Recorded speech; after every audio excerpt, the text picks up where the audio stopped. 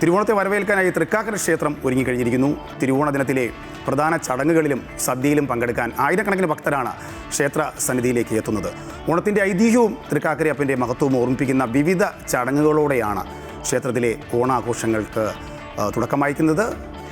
കൊച്ചിയിൽ നിന്നും നമുക്ക് കൂടുതൽ വിവരങ്ങൾ അറിയാൻ കിരണുണ്ട്. കിരൺ, ഞങ്ങൾ ഈ സൂചിപ്പിച്ച പോലെ തന്നെ ആദ്യം തന്നെ ഗുഡ് മോർണിംഗ്, തിരുവോണദിന ആശംസകൾ നേരുകയാണ് കിരണിൻ്റെ കുടുംബത്തിനുമൊക്കെ തിരുവോണദിന ആശംസകൾ നേർന്നുകൊണ്ട് നമ്മൾ ചോദിക്കുകയാണ്. അതായത് ഇപ്പോൾ ഞങ്ങൾ സൂചിപ്പിച്ച പോലെ തന്നെ ഈ ഓണം കാലത്തിനനുസരിച്ച് മാറിക്കൊണ്ടിരിക്കുന്നു എന്നുള്ളതാണല്ലോ. ഒരുപാട് ഐതിഹ്യങ്ങളുണ്ട്, പ്രത്യേകിച്ചും ഈ തൃക്കാക്കര അപ്പൻ ഒപ്പം മാവേലി തമ്പുരാൻ ഒക്കെ നമുക്ക് ഒരുപാട് നമ്മൾ ചെറുപ്പം മുതലേ കേട്ടുവരുന്ന ഒരുപാട് ഐതിഹ്യങ്ങളുണ്ട്. ഐതിഹ്യങ്ങൾ ഇങ്ങനെ മാറി മറിയുന്നുണ്ടല്ലേ സോഷ്യൽ മീഡിയയിൽ അടക്കം.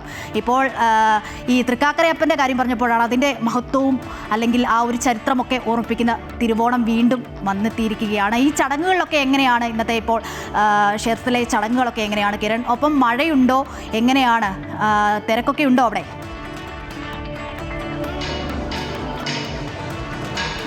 ഏതായാലും എല്ലാവർക്കും ഹാപ്പി ഓണം. ആക്ച്വലി ഞാൻ ഉള്ളത് തൃക്കാക്കര ക്ഷേത്രമാണ്. കൊച്ചിയിലെ സംബന്ധിച്ച് നോക്കിയാൽ അല്ലെങ്കിൽ മധ്യ കേരളത്തിൽ തന്നെ നോക്കിക്കഴിഞ്ഞാൽ ഈ ഓണാഘോഷത്തിൽ പ്രധാനപ്പെട്ട ഒരു ക്ഷേത്രമാണ് ഈ തൃക്കാക്കര വാമനമൂർത്തി ക്ഷേത്രം.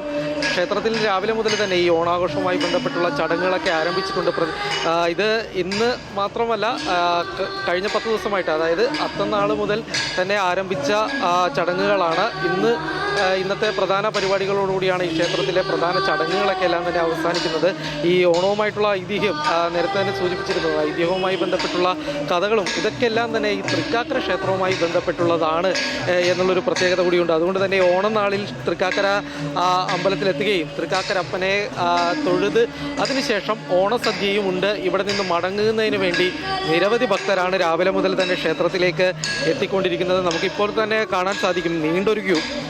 നേരം വെളുത്ത് 7 മണി ആകുന്നേ ഉള്ളൂ. ഈ ഒരു സമയത്തിൽ തന്നെ വലിയൊരു ക്യൂ ഈ ക്ഷേത്രത്തിലേക്ക് ഭക്തരുടെ ആയിട്ടുള്ള ഒരു ക്യൂ നമുക്ക് അനുഭവപ്പെടുന്നതായിട്ട് കാണാൻ സാധിക്കും.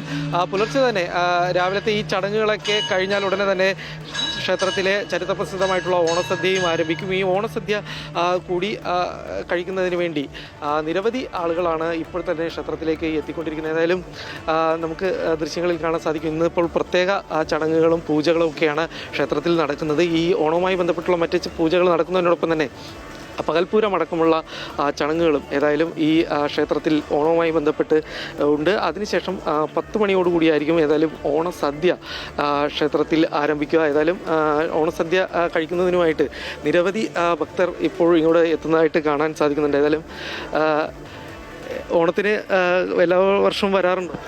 എല്ലാ വർഷവും വരാറുണ്ട്, തൊഴാറുണ്ട്. എൻ്റെ നാട് ഇവിടെ തൃക്കാക്കരയാണ്. എല്ലാ വർഷവും തൊഴാറുണ്ട്. എങ്ങനെയാണ് തൃക്കാക്കരപ്പനെ ഇന്ന് ദിവസം ദർശിക്കുന്നതിൻ്റെ ഒരു പ്രത്യേകത? വളരെ പ്രത്യേക ദിവസമാണ് ഇന്നത്തെ ദിവസം തൃക്കാക്കരപ്പൻ തൊഴുതെന്ന് വെച്ചാൽ ഇത്രയും ജോലി തിരക്കെല്ലാം ഒഴിവായിട്ട് നമ്മൾ തൊഴാൻ വരുവാണ്. Okay, thank you.